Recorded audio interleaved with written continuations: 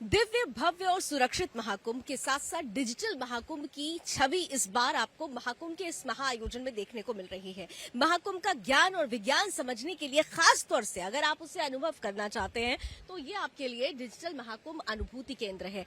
यहाँ पर आने के बाद आपको ये आभास होगा कि महाकुंभ जहां से शुरू होता है वहां का जो पुरातन तत्व है, वहां का जो सत्व है, वो यहाँ पर डिजिटली तरीके से समझाने का प्रयास किया गया है। लेकिन देखिए, घुसते ही सबसे पहले आपका स्वागत करने के लिए ये अमृत कलश होगा। जरा दिखा दें जितेंद्र, ये वही कलश है जिससे अमृत की बूंदें छलकी और तीर्थराज प्रयागराज में महाकुंभ की परिकल्पना का आधार बनी। ये वही कलश है जिस में आप देख सकते हैं कि 33 कोटि देवी देवताओं की जो तस्वीरें हैं वो दिखाने का प्रयास किया गया है और बकायदा संस्कृत में ये कलश के अंदर कितने देवी देवताओं का वास है, ये अमृत छलक जहां से छलक रहा है वो कितना महत्वपूर्ण है, उस तत्व को समझाने का प्रयास किया गया है। कलशस्य मुखे विष्णु कंठे रुद्रा समाश्रितः, यानी पूरी तरह से देव दानव के बीच में जो परिस्थिति बनी और उसके बाद अमृत की बूंदें छलकती हैं, महाकुंभ का आयोजन कैसे होता है इसे यहाँ पर परिलक्षित किया गया है। इसके बाद हम आगे बढ़ते हैं और खास तौर से डिजिटल महाकुंभ अनुभूति केंद्र के उस गेट की तरफ हम चलेंगे, अब जहां से अंदर वो अनुभूति होने वाली है जो अपने आप में अद्वितीय है, विलक्षण है। इसके पहले देखिए, यहाँ पर महाकुंभ के समय में ही लोगों का एक लंबा हुजूम लगा हुआ है और यहाँ पर लोग अंदर पहुंचकर महाकुंभ के ज्ञान और विज्ञान को समझने का प्रयास कर रहे हैं। हम भी आज उसी तत्व को समझने का प्रयास करेंगे इस डिजिटल महाकुंभ अनुभूति केंद्र में। आइए चलते हैं। अंदर घुसते ही एक अलग सा स्पंदन होता है। सबसे पहले आपको ये भव्य चित्र नजर आता है जो इस महाकुंभ के आयोजन का आधार है। अमृत मंथन होता है, ये मंथन होता है और फिर अमृत कलश जब निकलता है, देव और दानवों के बीच में जो परिस्थिति बनती है, अमृत छलकता है कलश से 4 जगहों पर और वहां पर महाकुंभ का आयोजन इस बार संयोग से तीर्थराज प्रयागराज में 144 वर्षों का जो संयोग बना हुआ है उसे यहाँ पर प्रदर्शित करने की एक बड़ी कोशिश की गई है। कलात्मक तरीके से इसे देखकर ही लग रहा है कि यहाँ पर जिस महाकुंभ के जिस ज्ञान और विज्ञान को समझाने का प्रयास किया गया है वो अपने आप में अद्वितीय है। एक एक करके, जरा जितेंद्र इधर घूम जाइए, एक एक करके आप चित्र देख सकते हैं। इधर तीनों महत्वपूर्ण देवियों का, चाहे वो माँ लक्ष्मी की प्रतिमा हो, माँ सरस्वती की प्रतिमा हो, अलग अलग देवियों की यहाँ पर भव्य तस्वीरें नजर आती है। उसके बाद देखिए खंड अलग अलग है। यहाँ पर खंड 1 में सबसे पहले तीर्थराज प्रयाग का महत्व क्या है उसे बताने और समझाने का प्रयास किया गया है। ठीक आप देख सकते हैं मेरी तरफ, इस तरफ। जरा आगे बढ़ते हैं, आगे बढ़िए। डिजिटल महाकुंभ अनुभूति केंद्र में आते ही हर एक सेगमेंट में आपको अलग अलग अनुभव होगा। यहाँ पर महाकुंभ के बारे में संपूर्ण जानकारी के साथ साथ आप देख सकते हैं श्री विष्णु पुराण, श्रीमद् भागवत महापुराण और स्कंद महापुराण में महाकुंभ के बारे में जो वर्णित किया गया है उसे यहाँ पर परिलक्षित करने का प्रयास किया गया है। ठीक पीछे अगर आप देखें तो खासतौर पर हर जगह पर ब्रह्मा विष्णु महेश से जुड़े हुए श्लोक लिखे हुए हैं और इसके अलावा हर जगह कच्छप रूपी जो हमारे भगवान का रूप है उसे दिखाने का यहाँ पर बहुत खूबसूरती के साथ प्रयास किया गया है। मेरे ठीक आप थोड़ा सा और राइट पैन कर ले। नीलकंठ ब्रह्मांड के रक्षक हैं। नीलकंठ यानी महादेव। आप देखिए यहाँ से अभी हम जब एंटर करेंगे तो यहाँ पर भी आपको एक अलग अनुभव होगा। यहाँ पर नीलकंठ भगवान के बारे में यहाँ पर डिजिटली बहुत महत्वपूर्ण और बहुत ही खूबसूरत यहाँ पर अभी दृश्य सामने आएगा।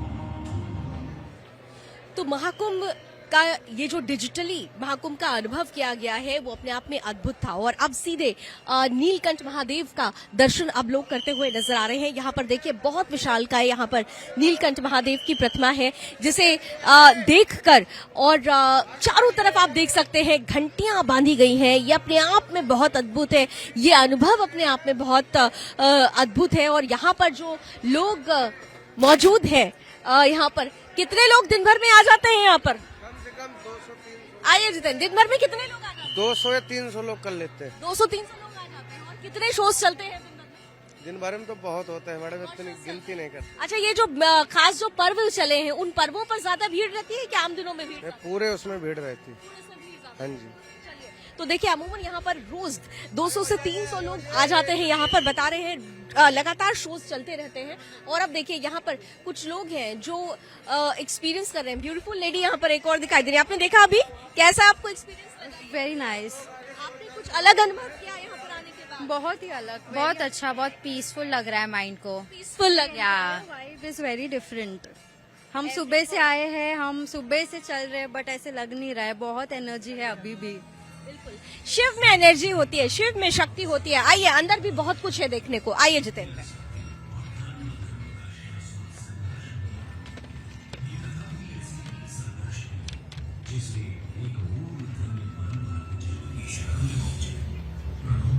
तीनों लोगों पर संकट है, हमें इस श्राप से मुक्ति दिलाइए देवराज। इस संकट का समाधान सागर मंथन है, परंतु मंथन तभी सफल होगा जब देवता और दानव मिलकर प्रयास करेंगे। ये कैसे संभव होगा नाथ? सृष्टि के कल्याण हेतु इन दो परस्पर शक्तियों को साथ आना ही होगा। हरि आज्ञा से मंत्र आरंभ किया गया। मंत्राक्षर पर्वत को बढ़ाने और नाम बांसुरी को मेरी बनाने, गाना देव समुद्र को बढ़ाने। मंत्र आरंभ होने के कुछ समय बाद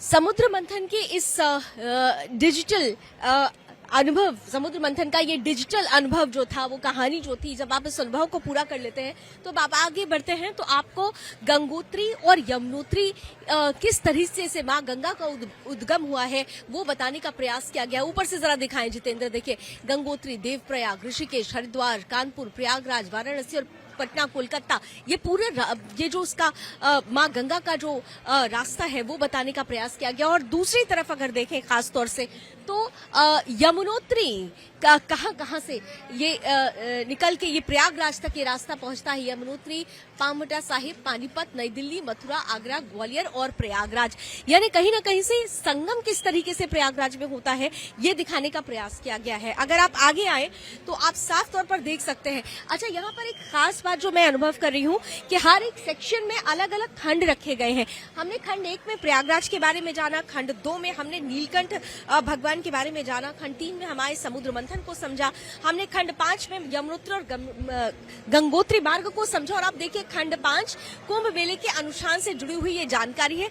यहाँ पर डिजिटली और सबसे महत्वपूर्ण अदृश्य सरस्वती को भी यहाँ पर प्रस्तुत किया गया है। यानी प्रयागराज में त्रिवेणी के तट पर माँ गंगा, यमुना और सरस्वती का जो अनोखा संगम होता है, वो संगम जो सनातन का केंद्र है, वो संगम जो हमारे धर्म, अध्यात्म और हमारे अस्तित्व का केंद्र है, हमारी चेतना को जागृत करता है, वो केंद्र यहाँ दिखाने का प्रयास किया गया। और बहुत खूबसूरत तरीके से ये देखिए, ये एक सेल्फी पॉइंट बनाया गया है जहां पर आप खास तौर पर लोग सेल्फी खिंचवा रहे हैं। और गंगोत्री और यमुनोत्री की जो धाराएं हैं, अविरल धाराएं कैसे निकल रही हैं, यहाँ पर वो डिजिटली दिखाने का प्रयास किया गया है।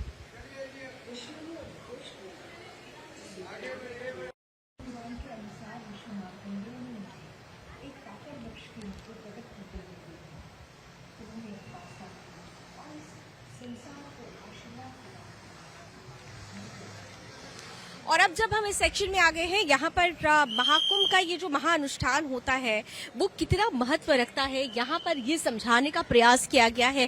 कल्पवास क्या होता है, यहाँ कल्पवास प्राचीन प्रथा है ये बताने का प्रयास किया गया है। इसके अलावा जब आप कल्पवास करते हैं तो स्नान का अपना क्या महत्व है। तीर्थराज प्रयाग में जो अनेक का विभिन्न जो कर्मकांड सम्मिलित है उनमें स्नान कर्म सबसे महत्वपूर्ण, सर्वाधिक महत्वपूर्ण है। ये बेदिंग रिचुअल, ये स्नान क्रम क्या है वो बताने का प्रयास किया गया है। इसके अलावा जब आप कुंभ में आते हैं और कल्पवास करते हैं तो केवल स्नान नहीं, आपके लिए ध्यान का, मेडिटेशन का एक बहुत इंपॉर्टेंट रोल होता है। मेडिटेशन से क्या कुछ लाभ होते हैं, यहाँ पर धार्मिक ग्रंथों का अध्ययन करते हुए संतों के समागम के साथ ध्यान मग्न रहते हैं भक्त, उससे परमात्मा की प्राप्ति कैसे होती है ये बताने का प्रयास किया गया है। और आगे सबसे महत्वपूर्ण जो इस महाकुंभ के आयोजन में, इस अनुष्ठान में जो फोर्थ रिचुअल होता है वो दान का, क्योंकि कोई भी अनुष्ठान बिना दान के पूर्ण नहीं होता है। तो दान की जो हमारे यहाँ परंपरा है धार्मिक मान्यताओं के अनुसार, उसका महत्व यहाँ पर बताने का और समझाने का प्रयास किया गया है। और ठीक इससे थोड़ा आगे बढ़ते हैं तो ये देखिए, ये है वो भव्य, दिव्य, विराट, विस्तृत महाकुंभ का वो महाअनुष्ठान और हमारा अंतिम जो सत्य जिसे कहा जाता है, कि कहते हैं ना कि इस जीवन में सब कुछ झूठ है लेकिन अगर कुछ सत्य है तो वो है मृत्यु। मणिकर्णिका घाट यहाँ पर दिखाने का प्रयास किया गया है, जो अंतिम सत्य है। बहुत खूबसूरती के साथ इसकी दिव्यता और भव्यता देखते ही बनती है।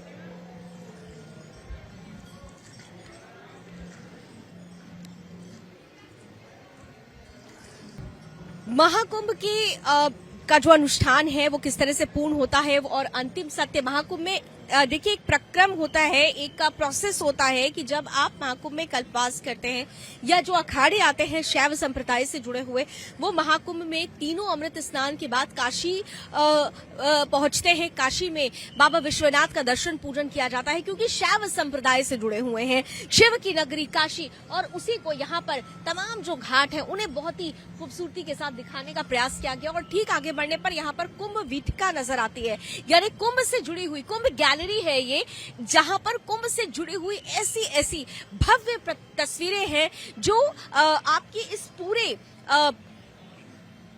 लम्हे को, आपके इस पूरी यात्रा को बहुत ज्यादा यादगार बना देती है। वो चाहे संतों का समागम हो, नागाओं की जो उपस्थिति यहाँ पर होती है, धर्म रक्षक कहे जाते हैं, धर्म योद्धा कहे जाते हैं, उनसे जुड़ी हुई ऐसी विराट और विस्मयकारी तस्वीर हैं जो अपने आप में महाकुंभ के इस अनुष्ठान को, इस आयोजन को भव्य और दिव्य बनाती हुई नजर आती है। और अब इधर आइए जितेंद्र, देखिए हम यहाँ से निकले, कुंभ गैलरी से निकलते हैं और उसके बाद हम सेक्शन 6 में, खंड 6 में पहुंचते हैं जहां पर दिव्य संगम, ये संगम प्रकृति का मनुष्य के साथ, मनुष्य का इस पूरे ब्रह्मांड के साथ, और ब्रह्मांड में आत्मा और परमात्मा का मिलन किस तरीके से होता है यहाँ पर आपको देखने और समझने को मिल जाता है।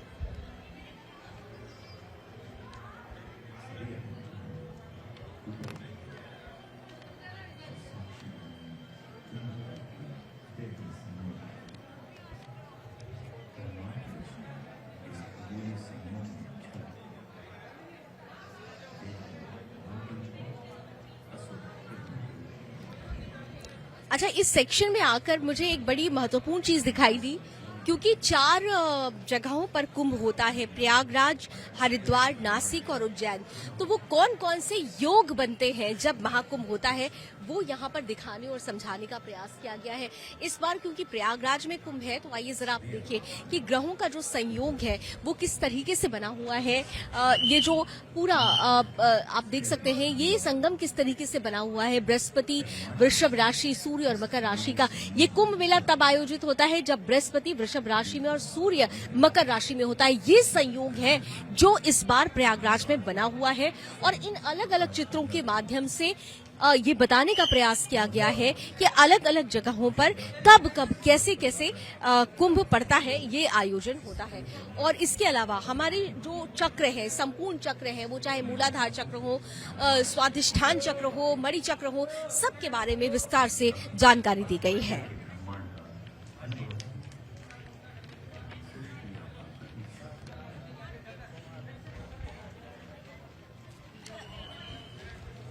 कहाँ से आए हैं आप लोग? क्या एक्सपीरियंस किया है आपने? बोलो कैसा लगा? कैसा? बहुत अच्छा, बहुत अमेजिंग लगा, बहुत ज्यादा। और फर्स्ट टाइम, मतलब खैर मेरा जन्म के बाद तो मैं फर्स्ट टाइम आई हूँ, लेकिन लगा कि हाँ परमेश्वर, बहुत ज्यादा परमेश्वर। अच्छा, और भी बहुत सारे लोग हैं यहाँ पर। ये देखिए, यहाँ पर सेल्फी पॉइंट है, तो मुझे लगता है कि सेल्फी खींचते हुए लोग नजर आ रहे हैं। अलग अलग लोग हैं यहाँ पर। कहाँ से आई हैं आप? मैडम दिल्ली से। दिल्ली से हैं। कैसे एक्सपीरियंस किया यहाँ पे? बहुत बढ़िया, बहुत सुंदर बनाया है। अच्छा, महाकुंभ बाहर और इस अनुभूति केंद्र में मेजर डिफरेंस क्या देखा आपने? बहुत बड़ा डिफरेंस है। बाहर लोग इसके बारे में बहुत कुछ नेगेटिव भी बोल रहे हैं। अब जब हमने यहाँ पे आके खुद एक्सपीरियंस किया, हमें सारा यहाँ पे पॉजिटिव के अलावा कुछ दिखाई नहीं। तो देखिए, लोगों को सकारात्मक सब कुछ नजर आ रहा है। भले ही लोग बाहरी दुनिया में अफवाह फैलाते रहे, लेकिन यहाँ पर लोगों को कुछ भी फर्क नहीं पड़ता। यहाँ आने वाला सनातनी इस महाकुंभ के महानुष्ठान में पूरी तरह से लगा हुआ नजर आता है। आइए आगे बढ़ते हैं।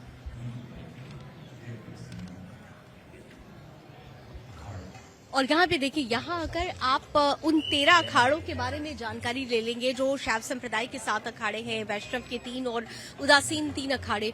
अखाड़ों का क्या महत्व है? कुंभ अखाड़ों के बिना क्यों अधूरा माना जाता है? ये अखाड़े हमारी धर्म अध्यात्म की आन बान शान कैसे हैं? ये तमाम बातें बताने और समझाने का प्रयास यहाँ पर किया जा गया है। देखिए, यहाँ पर आप एक्सपीरियंस किया आपने यहाँ पर? हाँ जी, बहुत बहुत बहुत आनंद आया, बहुत बढ़िया रहा। पहली बार ये चीजें फील कर रहे हैं। देखने में भी इतना सुंदर बनाया हुआ है और लग रहा है कि हाँ मेहनत की गई है। मेहनत आपने क्या? बहुत अच्छा लगा यहाँ करके, हमें सुबह स्नान करके, और अब ये अनुभूति केंद्र के अंदर आके वाकई भी बहुत अच्छा लगा। देखिए, सनातन को जानने और समझने का ये जो केंद्र है वो बहुत महत्वपूर्ण सेंटर पॉइंट बन चुका है। यहाँ आने वाला हर श्रद्धालु न केवल आस्था की डुबकी ले रहा है, बल्कि इस अनुभूति केंद्र में आकर महाकुंभ को अनुभव करने का एक जो ये प्रयास किया गया है, अनुभव कराने का जो प्रयास किया गया है, उसमें भी सम्मिलित होता हुआ नजर आ रहा है। आगे आइए।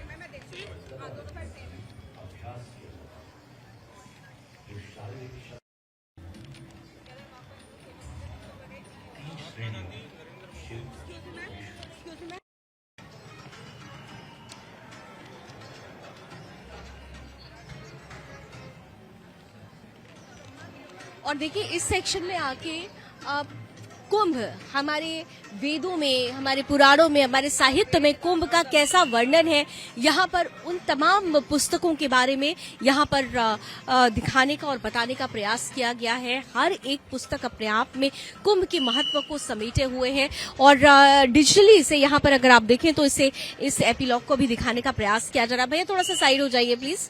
यहाँ पे देखिए, बताने का प्रयास किया जा रहा है कि कुंभ का क्या महत्व है। तो जो जर्नी है वो, चाहे ह्वेंसांग आया यहाँ पर और ह्वेंसांग के आने के बाद उन्होंने अपने वृत्तांत में कुंभ का वर्णन किया हो, या विभिन्न जगहों पर जहां जहां कुंभ का वर्णन है, वो यहाँ पर उन पुस्तकों के बारे में, उन साहित्य के बारे में यहाँ पर जानकारी देने की एक छोटी सी कोशिश की गई है, जो अपने आप में बेहद खास है। सबसे बड़ी बात जो यहाँ पे एक्सपीरियंस किया है वो है यहाँ की वाइफ, ऊर्जा। और मैं सेक्टर 19 में हूँ, जो कि अखाड़ों और नागा साधुओं का जगह है, और वहाँ की ऊर्जा एक बहुत अलग लेवल की है। और आज हम स्पेशली यहाँ पे आए हैं और यहाँ की जो प्रेजेंटेशन है वो बहुत अच्छी है। कहाँ से आए हैं? हम राजस्थान से हैं, नॉर्थ ऑफ राजस्थान। बहुत अच्छी वाइब है। Thank you.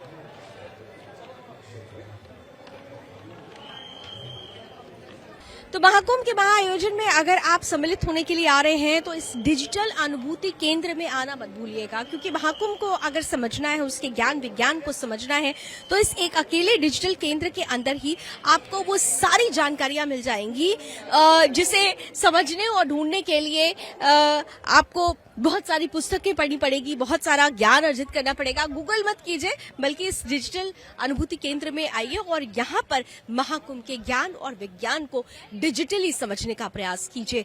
ये महाकुंभ है जो दिव्य है, भव्य है, सुरक्षित है और डिजिटल महाकुंभ है। कैमरामैन जितेंद्र के साथ मैं लावनी विनीत, तीर्थराज प्रयागराज, महाकुंभ मेला क्षेत्र से सदस्य न्यूज के लिए।